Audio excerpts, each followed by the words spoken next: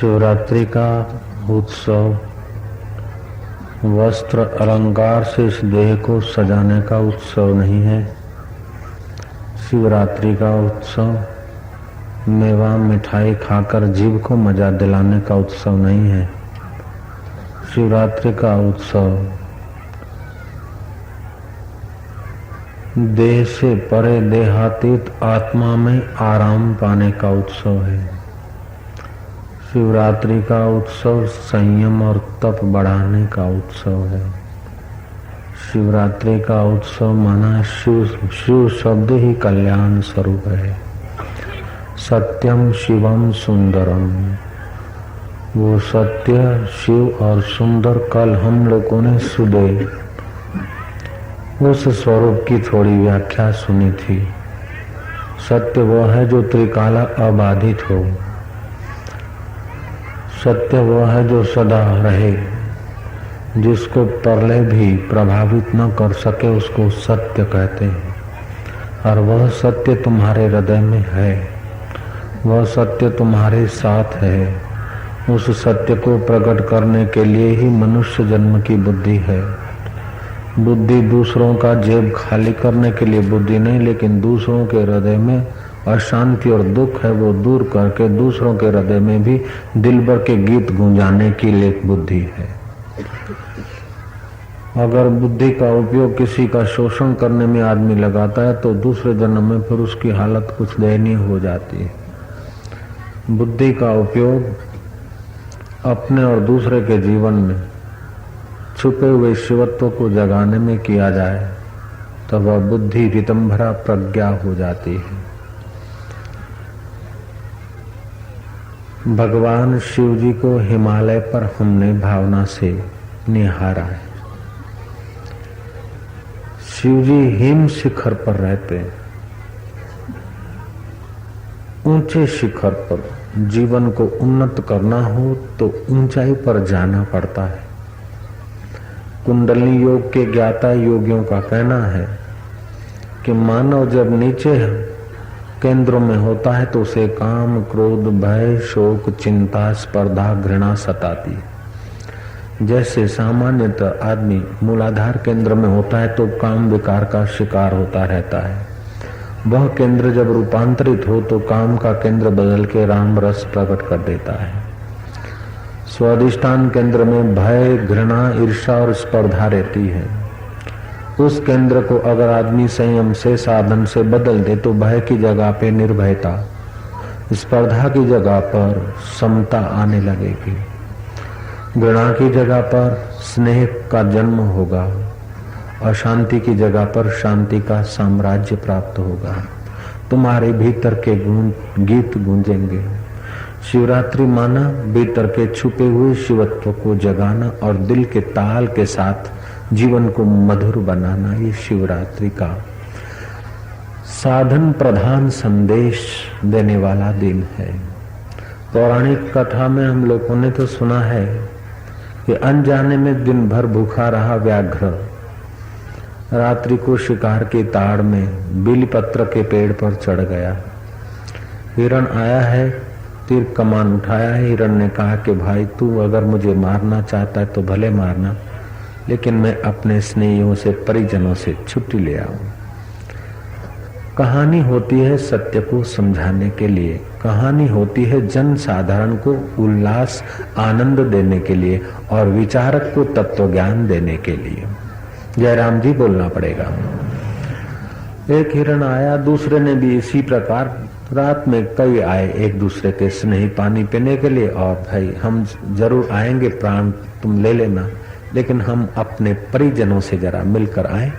हमारा इंतजार करने वाले हमारे स्नेहों को हम राम राम करके आए। आखिरी रात भर वो ये दृश्य देखता रहा, भूख के मारे नींद नहीं आई। बिली के झाड़ पेड़ पे चढ़ा था, उसको पता ही नहीं था, और भगवान शिव जी का शिवलिंग पड़ा था। और वह रात्रि पवित्र रात्रि महाशिवरात्रि थी। बिली पत्र टूटे और पानी के लोटे से कुछ बूंदें गिर पड़ती थी। उसकी अनजाने में पूजा हो गई। अर्थात जो ऊंचे शिखरों पर, हिम शिखर पर विराजमान भगवान शिव है, उनकी अनजाने में भी अगर सेवा हो जाती है तो वो शिकारी का हृदय परिवर्तित हो जाता है।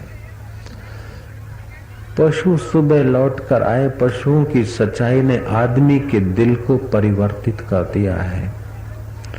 आदमी अगर सीखना चाहे तो कभी फूलों से भी सीख सकता है, तो कभी पक्षियों से भी सीख सकता है। पक्षी आज खाते हैं, कल का कोई पता नहीं, और एक डाल पर बैठते हैं, फिर कौन सी डाल पे बैठेंगे ये कोई प्लानिंग नहीं, फिर भी पक्षी गीत गा के मुस्कुरा के जीवन यापन करते हैं। पक्षी जब तृप्त होता है तब जो बोलता है वो गीत हो जाता है। आदमी आज का है, कल का है, साल भर का है, फिर भी इतना लोभ का शिकार बना जा रहा है कि आदमी ने अपना अंदर का संगीत नाश कर दिया। मुझे ये बात फिर से कहनी होगी कि एक पुराना घर बाप दादों परदादों से, पुरखों से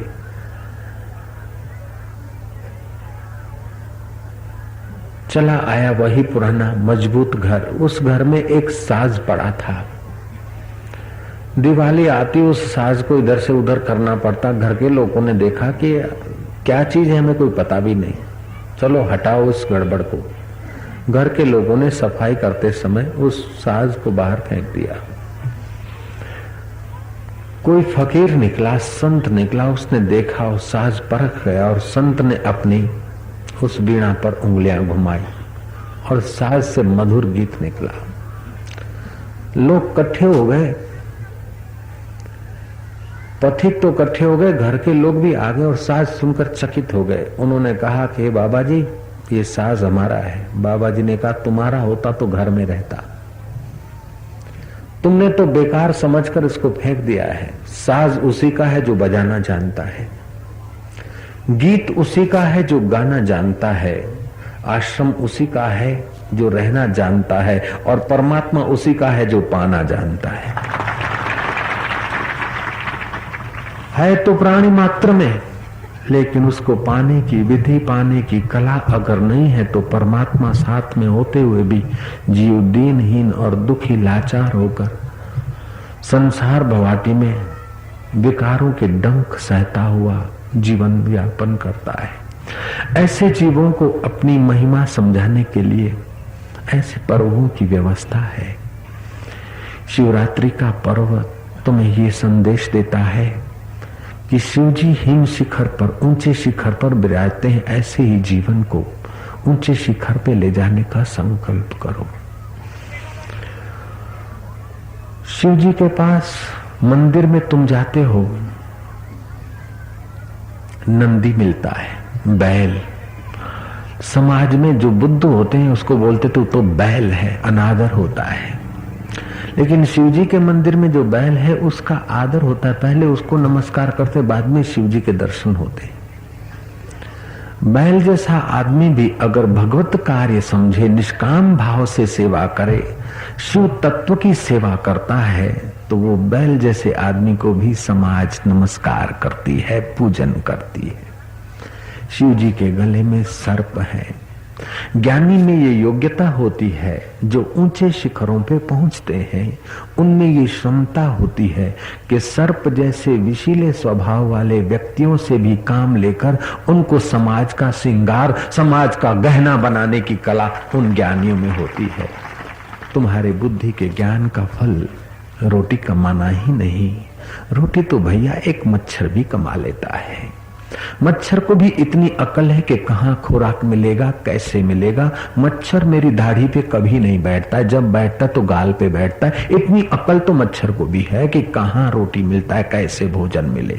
बच्चा पैदा करने की अकल तो मच्छर को, खटमल को भी है। भोजन और अपना आहार और अपना घर बनाने की अक्ल तो चिड़िया और कौवे को भी है। इतनी बड़ी अक्ल भगवान ने दी तो केवल पेट पालू कुत्तों की नहीं, जिंदगी बर्बाद करने के लिए अक्ल नहीं दी। ये जो अक्ल दी है वो अक्ल जहां से प्रकाशित होती है, उस कल्याण स्वरूप शिव का साक्षात्कार करने के लिए हमारी बुद्धि है। शिवरात्रि का उत्सव हमें देता है। जितना जितना तुम्हारे जीवन में निष्कामता आती है, जितना जितना तुम्हारे जीवन में पर दुख कातरता आती है, जितना जितना तुम्हारे जीवन में पर दोष दर्शन की निगाह कम होती जाती है, जितना जितना तुम्हारे जीवन में परम पुरुष दिव्य का ध्यान धारणा होती है, उतना उतना तुम्हारा वो शिव तत्व निखरता है और तुम्हारा हृदय आनंद, स्नेह, साहस और मधुरता से छलकता है। पौराणिक कथा है कि भगवान विष्णु पूजन कर रहे हैं, 999 पुष्प चढ़ाए, एक पुष्प कम हुआ और शिव जी ने और भगवान विष्णु ने कमल एक कम हुआ तो अपना नेत्र कमल अर्पण कर दिया। ये रूपक कथा है, इसके पीछे ज्ञान का रहस्य है। भगवान नारायण स्नेह की मूर्ति है और भगवान शंकर ज्ञान के अवतार, ज्ञान स्वरूप है।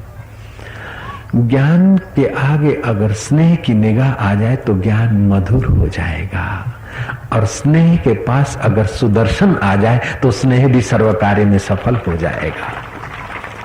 कथा कहती है कि भगवान विष्णु ने अपना नेत्र कमल शिव जी को अर्पण कर दिया और शिव जी ने प्रसन्न होकर भगवान विष्णु को सुदर्शन दे दिया।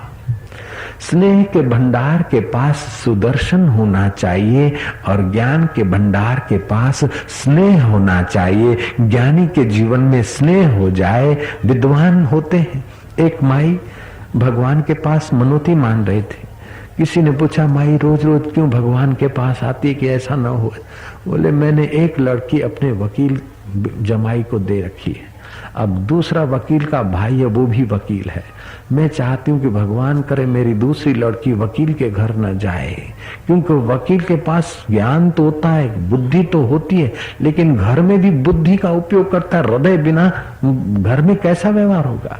ये किस पॉइंट से मटकी यहाँ रखा है, ये दिस व्हाट ऑफ मीनिंग, ये इसका मतलब क्या, उसका मतलब क्या? अरे भाई घर है तो जरा इधर भी होता है, जरा उधर भी होता है। ज्ञान के साथ स्नेह होना चाहिए। वकील लोग प्रसन्न हो रहे हैं।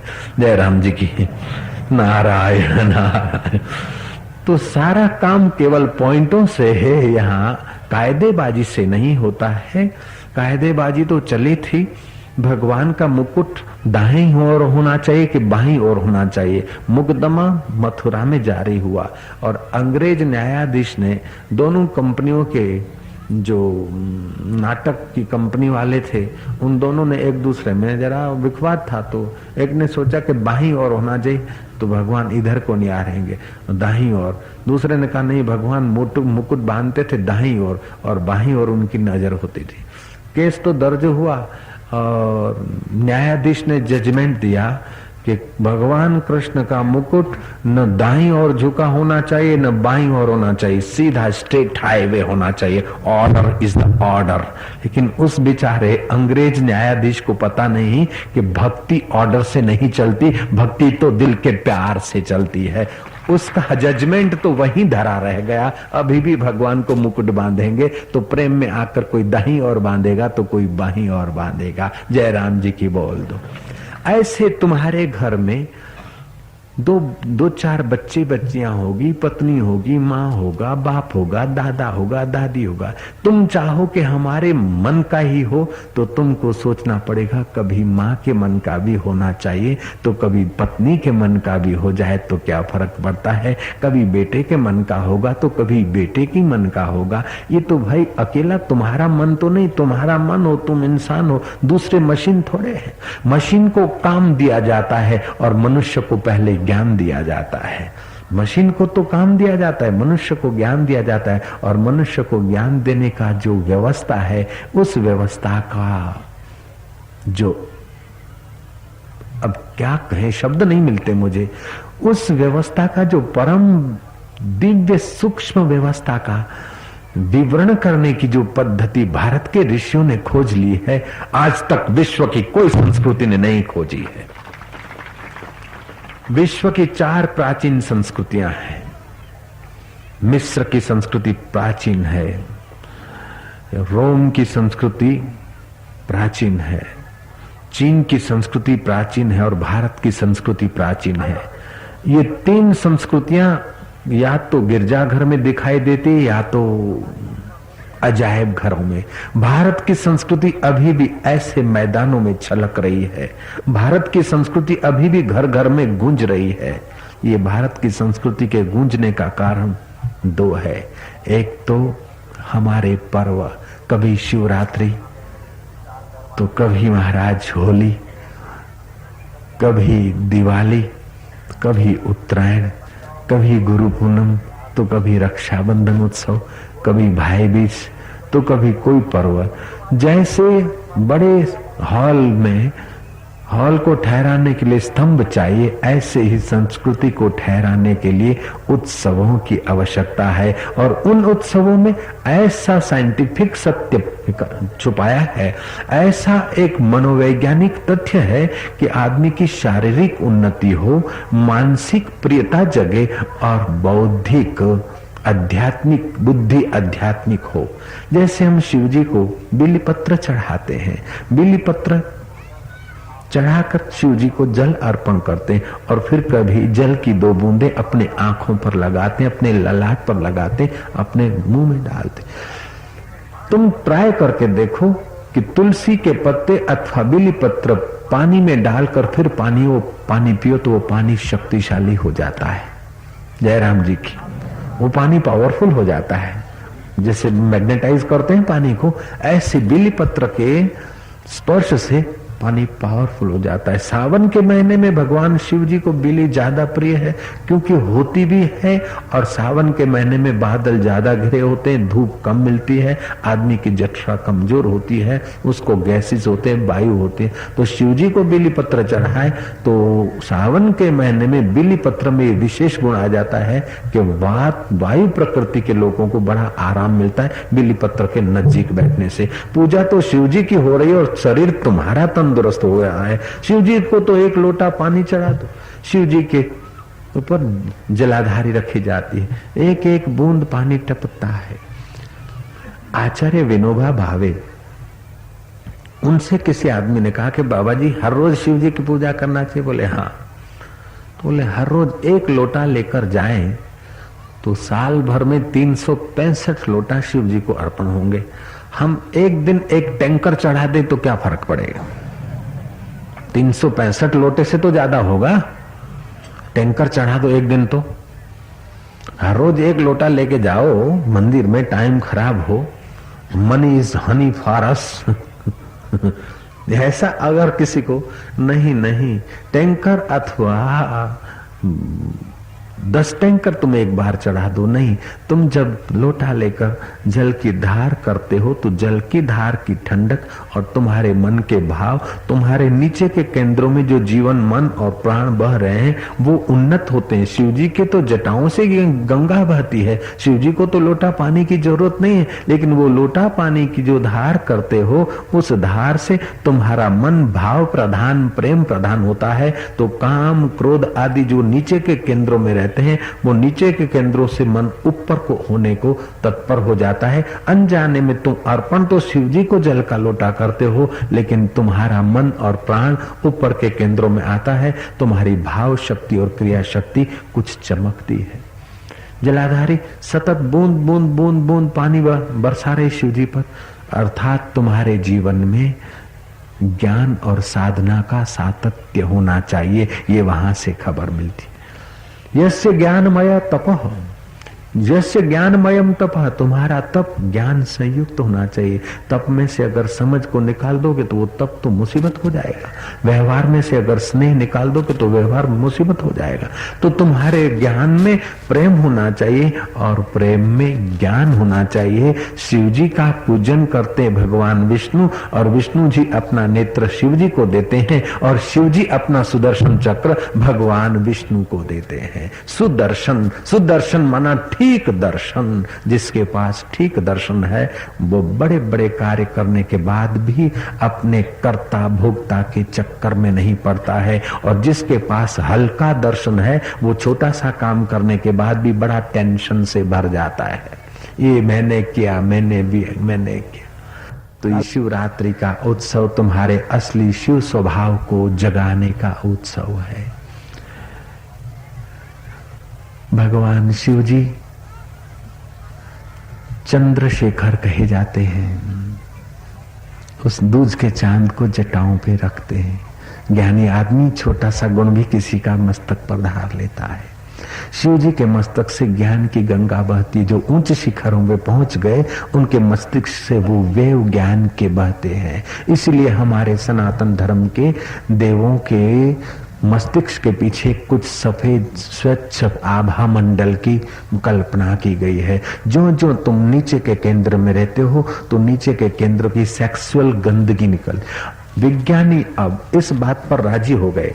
योगियों का कहना था कि जो आदमी उच्च शिखरों पर पहुंचता है उसके शरीर से पुण्य गंध निकलती है।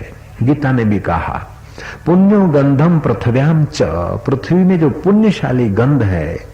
ऐसा नहीं कहा सुगंध, सुगंध तो परफ्यूम में हो सकती है लेकिन पुण्यशाली नहीं। परफ्यूम लगाने से सेक्सुअल केंद्र उत्तेजित होते हैं, आदमी की जीवन शक्ति का ह्रास होता है। डॉक्टर डायमंड ने रिसर्च करके घोषणा कर दिया है।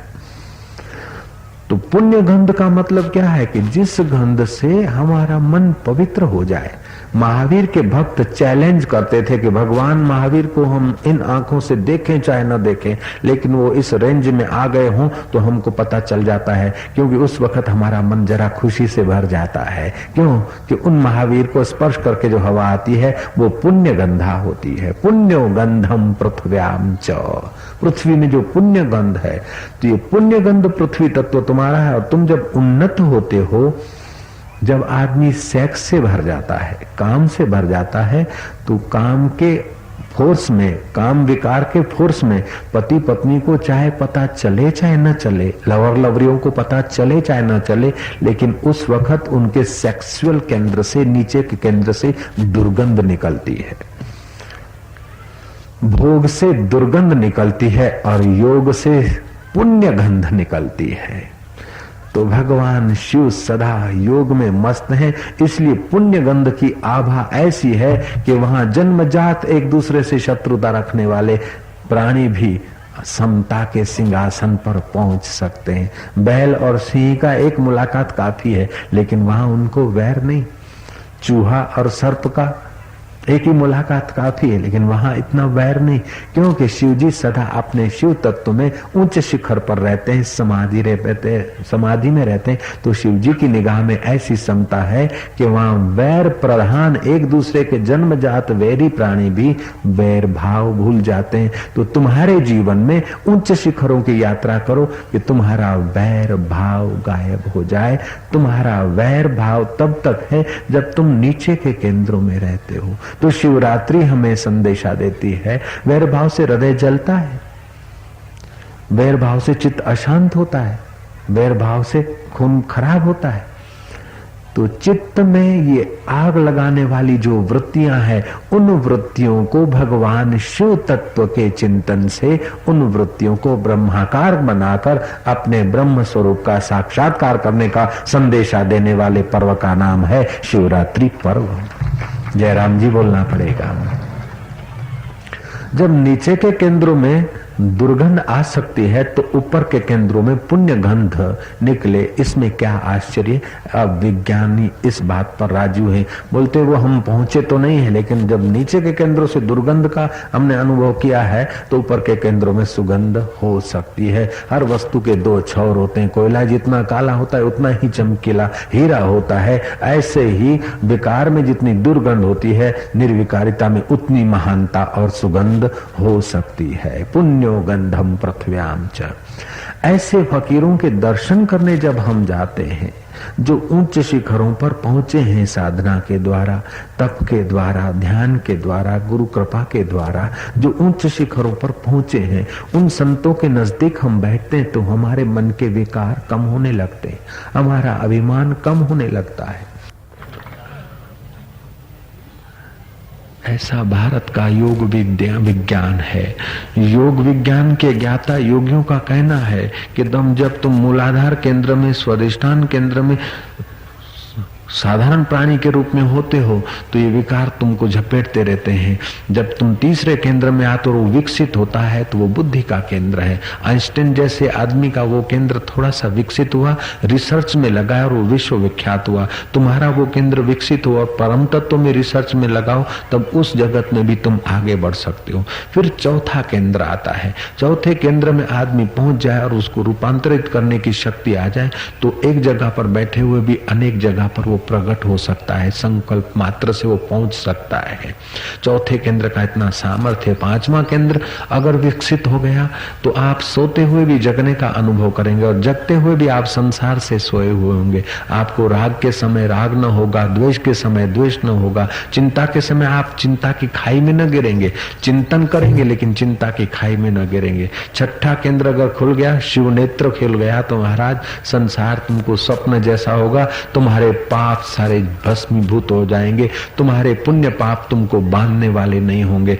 तुम्हारे को तो नहीं बांधेगी लेकिन तुम्हारी जिस पर निगाह भी पड़ेगी उसका जीवन भी पवित्र होने लगेगा। ऐसा तुम्हारा तीसरा नेत्र है। इसलिए भगवान शिव को त्रिनेत्रधारी कहते हैं, शिव नेत्र। दो नेत्र से तो जो सामान्य लोग देखते हैं ऐसा है, दो नेत्र हम लोगों के। तीसरा नेत्र हमारा जो बंद है शिव की उपासना करने के पीछे संकेत है कि ए मानव, तुझ में भी तेरा शिव तत्व छुपा है। तू अपना तीसरा नेत्र खोल ताकि तेरे वासना और विकारों को तू भस्म कर सके, तेरे बंधनों को तू जला सके।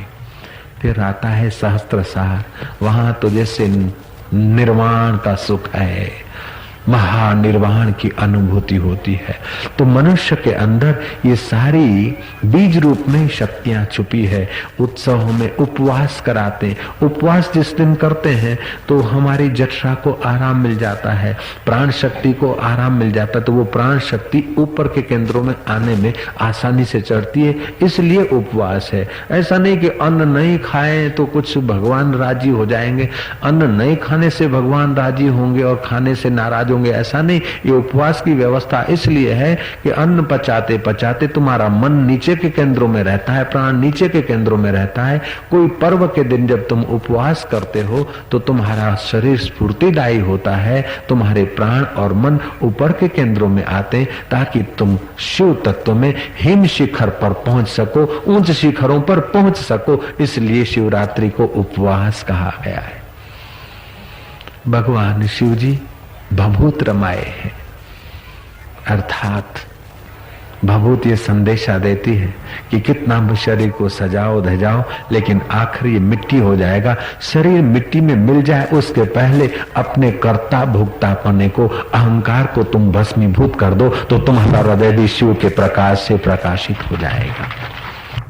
जितनी जितनी आदमी की दृष्टि संकीर्ण है उतना उतना वो दुखी है और उतना सीमित है। जितनी उसकी दृष्टि विशाल होती है उतना वो असीम तत्व में लहराता है और उसके द्वारा कई सत्कार्य होते हैं। तो शिवरात्रि माना तुम्हारी दृष्टि की संकीर्णता, ये दो आंखों से देखने वाले दुनिया को अब तीसरी आंख ज्ञान की आंख से देखने की कला प्रकट करने का दिवस, उसका नाम है शिवरात्रि का दिवस। तो शिवरात्रि का संदेशा तुमको देता है, संदेश देता है ये पर्व कि तुम सासू हो तो बहू को अपनी बेटी से ज्यादा प्यार करो। क्यों कि बहू को होगा कि देखो बेटी अपनी है और मैं पराई हूँ, बेटी बहू के चित्त में शोभ न हो, ऐसा सासू को ज्ञान दृष्टि से व्यवहार करना चाहिए।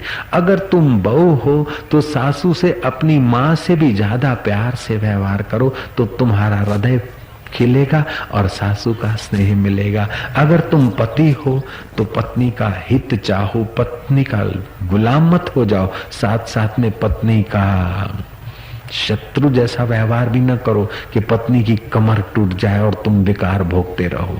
और तुम पत्नी हो तो पति को अपने चंचल नैनों से विकारों के नीचे के केंद्रों पे नहीं गिराओ, लेकिन पत्नी हो तो पार्वती माँ को याद करो, जगत जननी जगदम्बा को याद करो कि भगवान शिव जी की समाधि में कितना सहयोग करती है।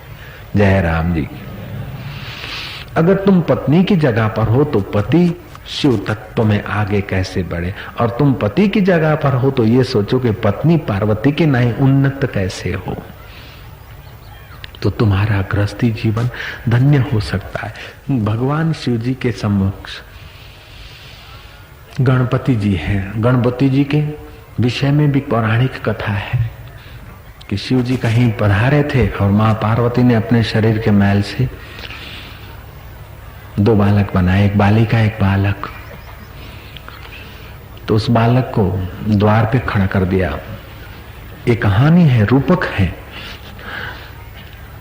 आम जनता इन रूपकों से आनंद लेती है, मजा लेती है और विवेकी बुद्धिमान इन रूपकों से तत्व का अमृत खोज लेते हैं। जयराम जी बोलना पड़ेगा। शिव जी जब घर में प्रविष्ट हो रहे थे तो उस द्वारपाल बच्चे ने रोका। तो शिव जी ने बोला, तू कौन होता है मेरे घर में रोकने वाला? तो उसने तो रोका। तो शिव जी ने मस्तक उड़ा दिया। जब अंदर गए तो पार्वती माँ विलाप करने लगी और सारी घटना से शिव जी ज्ञात हुए। तो शिव जी ने गुप्त अपने अनुचरों को कहा कि जाओ किसी का मस्तक ले आओ, इस बच्चे पर लगा दें। जीवित कर दिया। ये पौराणिक कथा है। तो जो हाथी सामने मिल गया, हाथी का मस्तक काट के अपने बेटे पर लगा दिया तो गणपति हुए। ये रूपक है।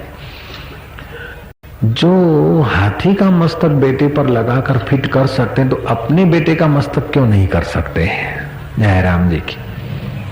फिर भी ये कथा, ये कहानी और ये गणपति जी का रूप बिल्कुल यथोचित है। गणपति रिद्धि सिद्धि के दाता माने जाते हैं। रिद्धि सिद्धि का दाता वो होता है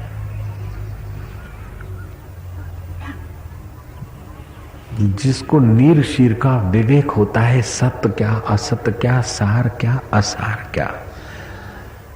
हाथी के कान बड़े होते हैं, गणपति जी के कान बड़े होते सुपड़े जैसे। जैसे माइया सुपड़े में धान धान तो रखती और फोतरा फोतरा फेंक देती है, ऐसे तुम्हारे जीवन में कई बातें टकराएगी, कई सुख के, कई दुख के, कई लाभ की, कई हानि की। तुम्हारे जीवन को जीवनदाता के तरफ ले जाने वाली बातें तो तुम रखो और बाकी फोतरा फोतरा समझकर हटा दो। ये उस संकेत है इस गणपति जी के बाह्य रूप से। गणपति जी का सूंड लंबी है, छोटी सी बारीक की चीज, बारीक से बारीक चीज भी बोले देख सकते हैं, ऐसी उनकी आंख पहनी है। शरीर के हिसाब से तो आंख छोटी है, फिर भी देख सकते, निहार सकते। दूसरी बात कि गणपति जी की सूंड लंबी है, अर्थात जिनको गंध जल्दी आ जाए। हमारे गणानाम पति इति गणपति ही, जो गणों का स्वामी है, अपने कुटुंब का, समाज का, बहुत लोगों का आगेवान है, उसकी नाक लंबी होनी चाहिए। अर्थात चमड़े की नाक लंबी नहीं, उनकी दृष्टि लंबी होनी चाहिए। कहाँ कैसा क्या हो रहा है उसको पहले गंध आ जानी चाहिए। जिनको हर विषय हर परिस्थिति की गंध आ जाती है वो समय सूचकता के अनुसार कार्य करते हैं, तो उनका समय और एनर्जी बच जाती है। जो समय और शक्ति को बचा देते हैं वही सत्य संकल्प को पा लेते हैं। उन्हीं के चरणों में रिद्धि सिद्धि दासी होकर रहती है। जो समय शक्ति को बर्बाद करते हैं उनके पास रिद्धि सिद्धि नहीं रह सकती है। ये कथा का तात्विक भाव भी हम ले सकते हैं। तो ये पौराणिक कथाएं हमारे उस सनातन सत्य को समझाने के लिए आम जनता तक ये अमृत पहुंचे, इसलिए पुराणों में ऐसे रूपक देकर कथाएं बनी कि पुराणों की कथा सुनकर कोई विचारवान संत के द्वार पर पहुंच जाए कि जो मस्तक अपने बेटे का, हाथी का मस्तक बेटे पर लगा सकते हैं तो अपने बेटे का मस्तक क्यों नहीं लगा सकते। बाबा जी कांव है तो बाबा जी कांव है तो बाबा जी समझाए कि भाई ये रूपक है और तुम्हारा कल्याण इसमें होता है। तो इस प्रकार के रूपक के जो देव हैं वे देव भी हमें सत्संग में जाकर अपने शिव तत्व में पहुंचने की कला सिखाने वाले संतों के द्वार पर पहुंचाते हैं। इसीलिए पौराणिक कथाएं कभी समझ में न भी आए तभी भी उनकी निंदा नहीं करनी चाहिए, उनको समझने के लिए अपनी अक्ल लड़ानी चाहिए। कभी रेडियो के, टीवी के वेव्स, रेडियो के कई स्टेशनों के वेव्स इधर इस आकाश मंडल में घूमते हैं, लेकिन हमको रेडियो का आवाज नहीं सुनाई पड़ेगा। क्यों? कि हमारे पास वो रेडियो और रेडियो स्टेशन नहीं है। उसीलिए अब डालडा का डब्बा लेके बोलेंगे कि कहीं सुना भी नहीं देगा। अरे डालडा के डब्बे में थोड़े बजेगा केरोसिन के डब्बे में थोड़े बजेगा, वो तो रेडियो लाना पड़ेगा। ऐसे ही तुम्हारे अंदर शिव तत्व का सामर्थ्य है, लेकिन नीचे के केंद्रों में शिव तत्व के गीत नहीं गूंजेंगे। इसके लिए स्टेशन मिलाना पड़ता है और दिल का रेडियो खोलना पड़ता है। दिल का रेडियो खोलने का उत्सव, उसका नाम है शिवरात्रि का उत्सव। जयराम जी बोलना पड़ेगा। नारद भक्ति सूत्र ने कहा, तुम्हारे देह अभिमान को गलित करने के लिए, अंदर का आनंद छलकाने के लिए तत्कीर्तनात्, कभी कुटुंब के लोग मिलकर कीर्तन करो। देखो तुम्हारे घर में कितना सात्विक वातावरण पैदा होता है। तुम्हारे शरीर में नाभि से लेकर कंधे तक 72,000 नाड़ियां हैं। उसमें से कुछ नाड़ियां अति मुख्य है, इंडा, पिंगला और सुषुम्ना, और बाकी की नाड़ियों में वात, पित्त, कफ के वैषम से रोग होता है और उनके ठीक होने से शरीर तंदुरुस्त रहता है। सारी नाड़ियों के हाथ में और पैर में स्विच बोर्ड होता है। जैसे घर में, अपना घर में 5 कमरा हो तो कमरे में कोई लाइट है, कहीं पंखा है, कहीं ट्यूबलाइट है, कहीं प्रेस है, कहीं हीटर का है प्लग, लेकिन ये सब के सब सारे घर में सब जगह तो नहीं होता। स्विच बोर्ड होता है घर में 1-2 जगह पर, मीटर 1-2 जगह पे, 1-8 जगह पे होता है, स्विच बोर्ड होता है। ऐसे ही तुम्हारे शरीर की नाड़ियों का स्विच बोर्ड है तुम्हारे हाथों में और तुम्हारे पैरों में। अगर तुमको ठीक इसका ज्ञान आ जाए तो मानो तुमको सर्दी लगी है तो उसको नंबर भी दिए गए हैं। ये रिसर्च अपने भारत की है, अब जापान इस पर बहुत अध्ययन करके खूब फायदा उठा रहा है। तो हाथ की नाड़ी नंबर मान लो 37, 35, 49, इन तीनों को तुम थोड़ा रोज दबाया, तुम्हारी सर्दी गायब हो जाएगी। मानो भूख नहीं लगती है तो स्विच नंबर 100 दबाया तो आपको भूख लगेगी। मानो आपको बुखार आ गया है तो नाड़ी नंबर ये दबाया, बुखार पर आपका कंट्रोल। इस प्रकार का आपके शरीर में स्विच बोर्ड है। अब ये स्विच बोर्ड कौन सा साधारण आदमी तो नहीं जानेगा, तो चलो सुबह उठकर थोड़ा हाथ यूं करके अपने हाथ देखो। अब ये हाथ भी देखना, दिन भर में आदमी इधर उधर का घूमता घामता है। चलो दिन में ऐसा कोई समय निकालो कि भगवान का नाम का कीर्तन करेगा तो उसकी वाणी पवित्र होगी, जो सुनेगा उसके कान पवित्र होंगे, जब बोलेंगे तो ऊपर के केंद्रों में आएगा। साथ में कि भगवान के नाम की ताली बजाओ। जब ताली बजाते तो भगवान के नाम की होती है। सुनो, ताली तो भगवान के नाम की होती है, लेकिन तुम्हारे हाथ में जो स्विच बोर्ड है वो सारा का सारा स्विच बोर्ड सक्रिय होता है। तुम्हारी नाड़ी में वात, पित्त और कफ का कहीं भी जंक्शन या कहीं नाली रुकी हुई है तो ये स्विच बोर्ड की ताली बजाने से वो खुली हो जाती। तो पहले के जमाने में लोग कीर्तन भजन करते थे, ताली बजाते थे, उनको पैरालाइज आदि रोग कम होते थे। आज लोग अप टू डेट बन गए। डिस्को करने के लिए तो सड़क पे जवान नाचते, लेकिन हरि नाम की ताली बजाते समय यूं करेंगे, हनुमान छाप बन जाएंगे। नहीं, जब कीर्तन होता है तो नारद भक्ति सूत्र कहता है तत्कीर्तनात्, भगवान के नाम में ऐसी मस्ती आ जाए कि तुम्हारा मन प्राण ऊपर के केंद्रों में आ जाए, तुम्हारा देह अध्यास गलित हो जाए। यही बात जगत गुरु शंकराचार्य ने कहा, गलते देह अध्यासम विज्ञाते परमात्मनि यत्र यत्र मनो जाति तत्र तत्र समाधय। जिसका देह अभिमान गल गया है और अपने आत्मा को परमात्मा रूप में जाना है, उसकी तो जहां जहां निगाह जाती वहां वहां उसके लिए समाधि है। दुख और चिंता घटे, तुम्हारे जीवन में प्रसन्नता बढ़ रही है, तुम्हारे जीवन में साहस बढ़ रहा है, तुम्हारे जीवन में आनंद बढ़ रहा है, तुम्हारे जीवन में प्रेम बढ़ रहा है, तुम्हारे जीवन में प्रसन्नता बढ़ रही है, तो समझ लो कि जीवन की गाड़ी ठीक बह रही है। अगर तुम्हारे जीवन में चिंता और भय, शोक और घृणा बढ़ रही है तो समझ लेना कि तुम्हारी समझ में कुदर्शन है। उस कुदर्शन को मिटाने के लिए शिव जी की उपासना है। जल भर एक लोटा भर पानी से भगवान शंभ सदाशिव प्रसन्न हो जाते हैं। ओम नमः शिवाय, महेश्वराय शिवाय, शंभवाय च मयो भवाय, प्रसन्न हो जाते हैं।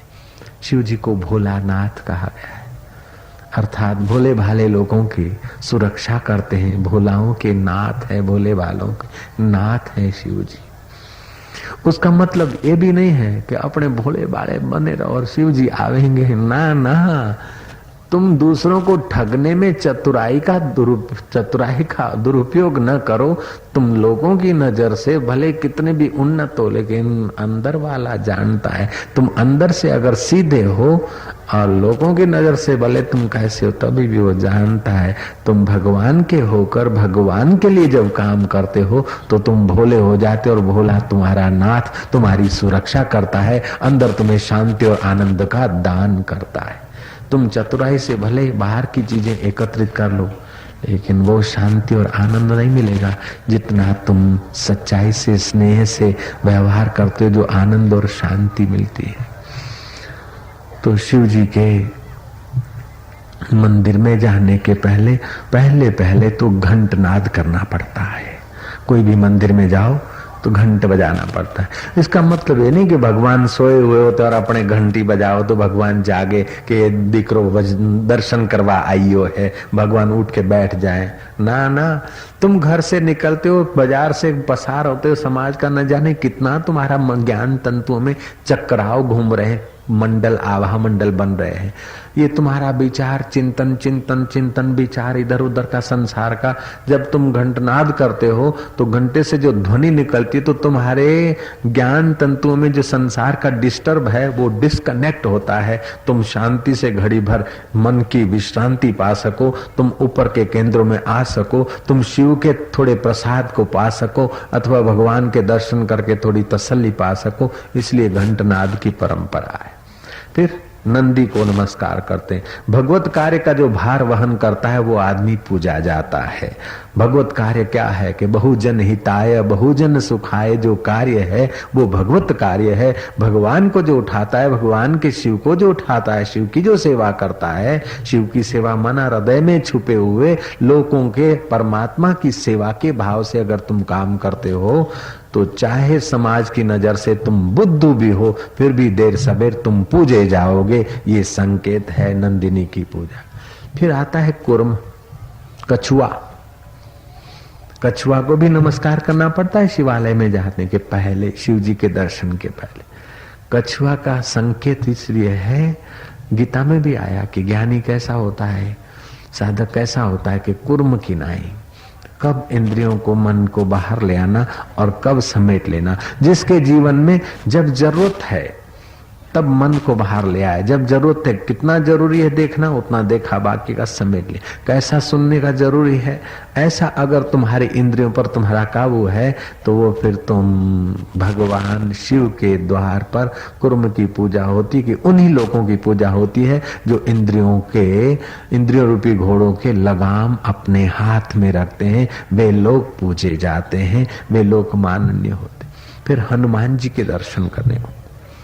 हनुमान जी ब्रह्मचर्य के प्रतीक हैं और विहंग मार्ग के सूचक हैं। एक छलांग से बस दरिया पार।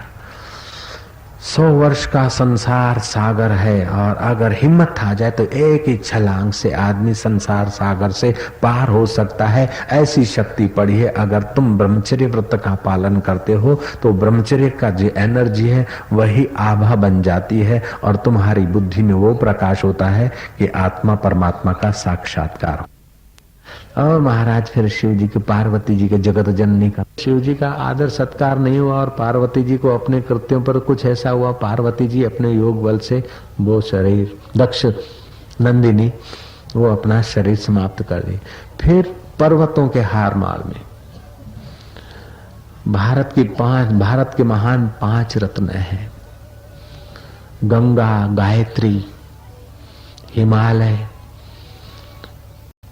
गंगा, गायत्री, गोविंद, हिमालय, इन रत्नों में, उन पर्वत की शिख मालाओं में पार्वती जी प्रकट हुई है, तप करने गई। तप करते करते पार्वती जी समाधिस्थ हुई हैं। ऋषि आए उनको चलित करने के लिए और पार्वती कहती है, कोटि जन्म लगी रगर हमारी, वरऊं तो शंभु न तो रहूं कुमारी।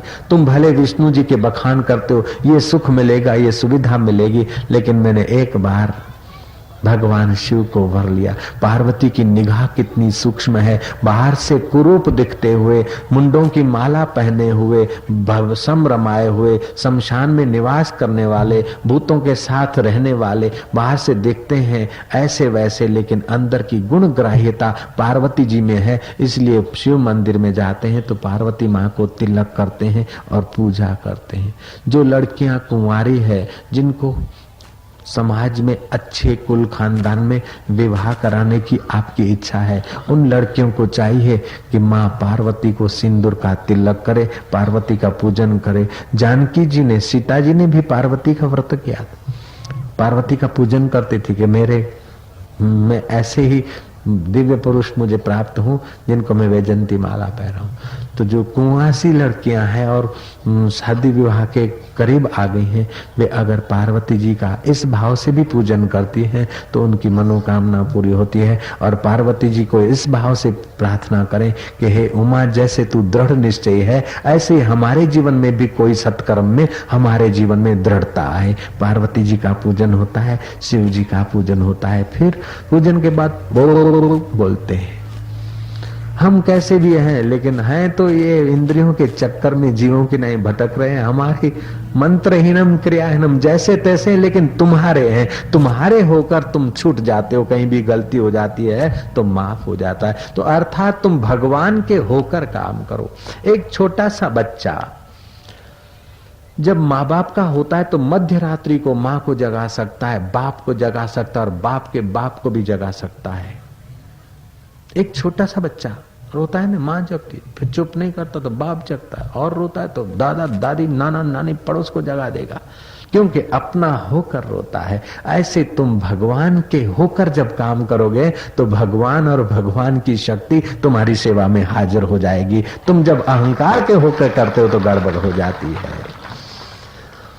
कि तुम्हारे जीवन में सत्यम शिवम सुंदरम को प्रगटाने के लिए उपवास, नियम, संयम, सत्संग, परहित, पर दुख कातरता और जीवन में थोड़ा धैर्य होना चाहिए। तो जिनके जीवन में गुणग्राह्यता है, जिसके जीवन में उदारता है, जिसके जीवन में संयम और समाधि है, जो ऊंचे शिखरों पे बैठे हैं, ऐसे भगवान शिव को हम लोग प्रणाम करते हैं, हजार हजार बार उनको वंदन करते हैं और ये भावना करते हैं कि हम भी तुम्हारे शिव स्वरूप में हर रोज सुबह और रात को ध्यान मग्न होकर फिर संसार के व्यवहार को देखें और संसार को ऐसा सच्चा न माने कि परेशान कर दे संसार।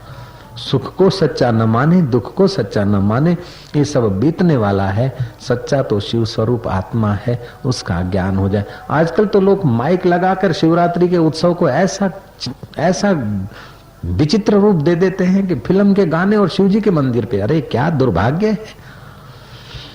रिकॉर्डिंग लगाते हैं, फिर कहो जिस दिन साधना और तप करना है, साधना और तप के दिन में नट और नटी के रिकॉर्डिंग चलते तो लोगों का मन बेचारों का ऐसे ही सत्यानाश हो रहा है। फिर शिवरात्रि के दिन भी शिव मंदिर पे रिकॉर्डिंग चलती है। शिवरात्रि के दिनों में तो सन्नाटा, शांति, एकदम आए मंदिर में दर्शन करें, उधर नट और नटी के भजन चल रहे हैं, फिल्म के गीत चल रहे हैं। शिवरात्रि का उत्सव को तुम इतना क्यों खराब कर रहे हैं?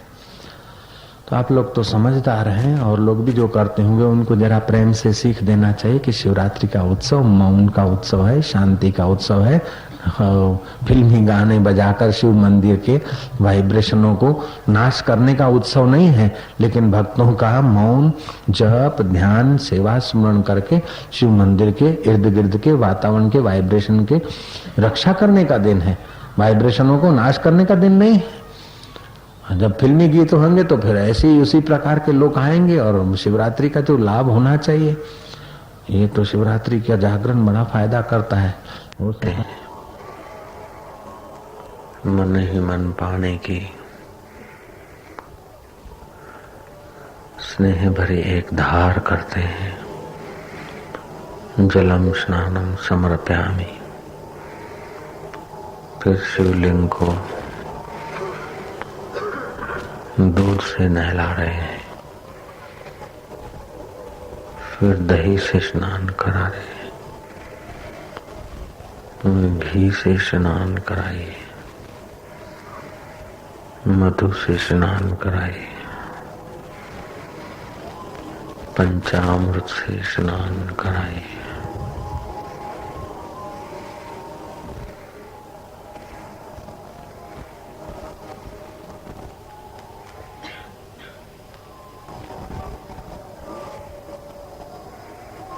स्नानम समर्पयामि,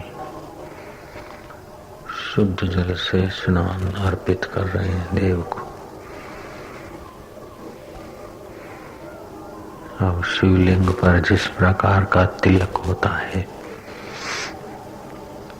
ऐसा आप मन ही मन तिलक कर दें। बेली पत्र चढ़ा दें, मन ही मन बेली पत्र चढ़ाए।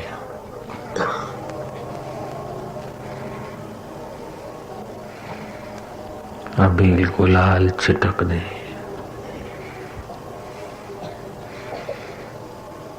धूप और दीप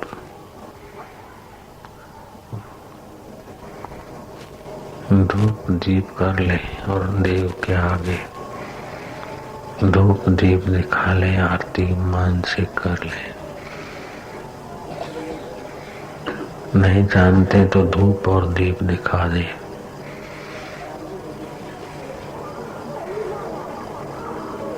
पार्वती जी को मन ही मन तिलक कर ले। पुष्पों की माला डाल दे माँ पार्वती के गले में।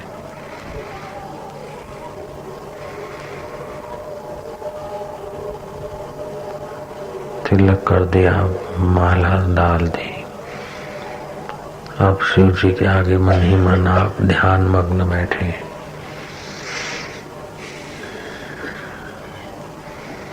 का श्वास ऊपर चलता है तब ओम बोलेंगे मन में,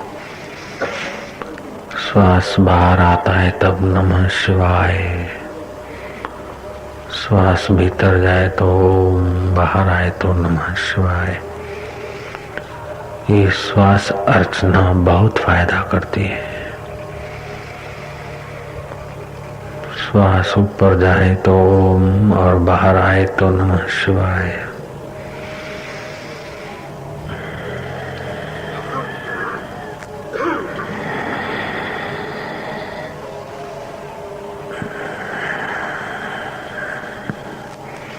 श्वास ऊपर लिया, भीतर लिया श्वास तो ओम, और बाहर श्वास छोड़ा तो नमः शिवाय। श्वासोश्वास की रिदम को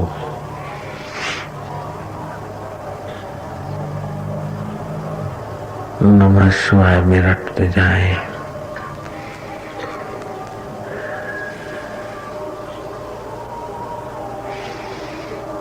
श्वास की तालबद्धता होने से भक्ति फलती है। शिव जी की पूजा हो, चाहे कृष्ण की पूजा हो, चाहे और किसी देव की पूजा हो, कुल मिला के तुम्हारे प्राण सूक्ष्म होते हैं, मन एकाग्र होता है और वही अंतर्यामी शिव तुम्हारा चैतन्य प्रकाश सर्व अंतर्यामी तुम्हारी इच्छा पूर्ण करता है। सब कर्मों का फल देने वाला, सब संकल्पों का दृष्टा और सृष्टा साक्षी परमात्मा वही अंतर्यामी शिव। उस भगवान शंभ सदाशिव के ध्यान में श्वास ऊपर जाए तो ओम, बाहर आए तो नमः शिवाय। ऐसे करते प्राण उपासना करते करते अपने अंतर्यामी शिव स्वरूप में गोता मारेंगे, गहरी शांति में डूब जाएंगे। एक भी श्वास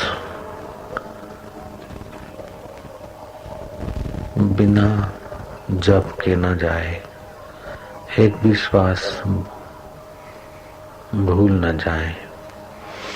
अगर भूलने की संभावना है तो केवल श्वास लेते समय ओम जपा और बाहर छोड़ते समय एक, ओम 2, ओम 3। ऐसा करके भी तुम्हारे श्वास में तालबद्धता का अभ्यास करो। ये श्वास का जाप बहुत पुण्यदायी है। घर में जपने से जो फल होता है उससे 10 गुना फल तुलसी के आगे जपने से होता है, उससे 100 गुना फल गौशाला में जपने से होता है, उससे 1000 गुना ज्यादा फल जलाशय या तीर्थ स्थान पे जपने से होता है। और वही जप पहाड़ी मगरे पर बैठ के जपने से 1,00,000 गुना फल देता है। और वही जप और ध्यान सतगुरु के सानिध्य में जपने से करोड़ों गुना फल जाता है। इष्ट सिद्धि ग्रंथ में इस प्रकार का तुमने पढ़ा होगा। पहाड़ी पर, देवालय में अथवा सतपुरुष सतगुरु के सामने जप और ध्यान करने से उसका करोड़ों गुना फल होता है। श्वास में जप करते जाएंगे।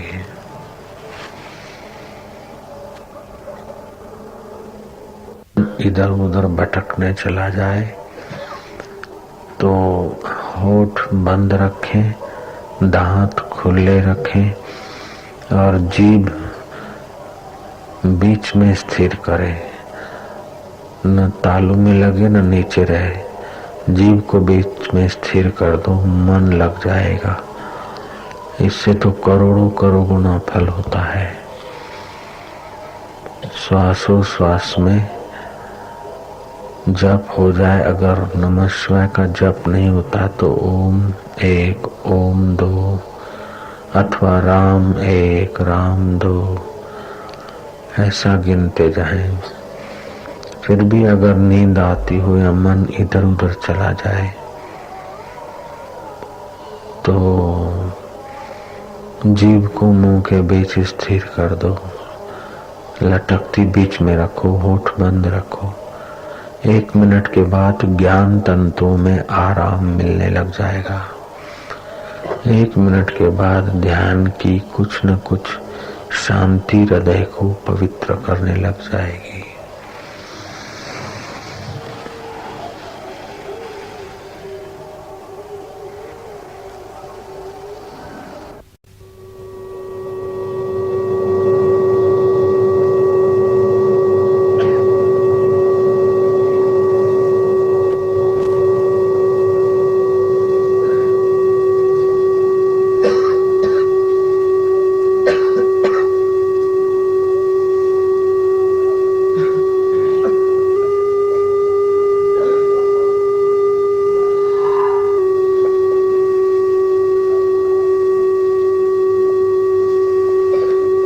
गहरी शांति में डूबते जाएंगे। भगवान के परम कृपा के प्रसाद में खोते जाएंगे।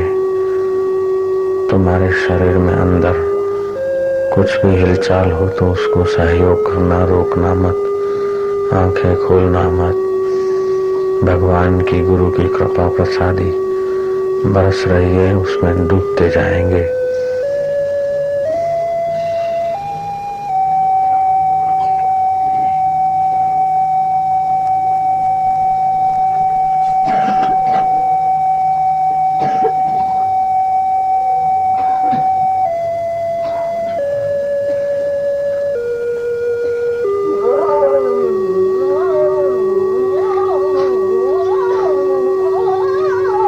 शंकर समाधि में होते हैं, ऐसे हम लोग भी शिव स्वरूप के परम ध्यान में डूबते जाएंगे। शांति में, गहरी गहरी शांति में डूबते जाएंगे।